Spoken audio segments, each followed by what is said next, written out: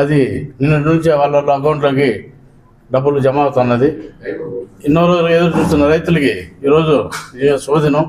ఎందుకంటే మన రైతు ప్రభుత్వం వచ్చిన వెంటనే మనకు అన్నదాత సుఖీభవ ద్వారా పోయిన నెలని ఒక 7,000 రైతుల అకౌంట్లోకి జమ అయింది. ఈరోజు టన్నుకు 4,000 లెక్కలో రైతుల ఖాతాలో పడతా ఉంది.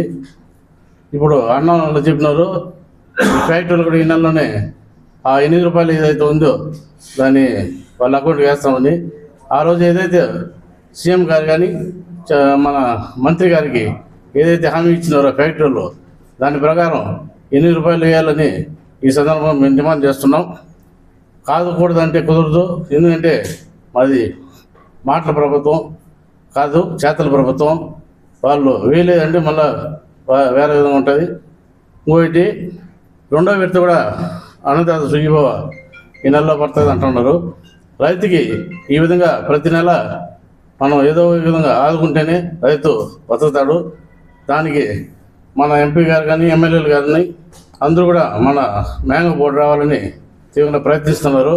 అందరి సహకారంతో అది కూడా త్వరలో వస్తుందనేసి ఈ సందర్భంగా తెలియజేస్తుంటూ సుమారు 15 కోట్ల రూపాయలు చిత్తూరు కాన్స్టిట్యున్సీలో మన 4 రూపాయల లెక్కలో రైతుల ఖాతాలో పడినందుకు సీఎం గారికి, మంత్రి గారికి, తదితర మా ఎమ్మెల్యేల గారికి, మా నాయకులందరికీ కూడా ధన్యవాదాలు తెలియజేస్తున్నాం.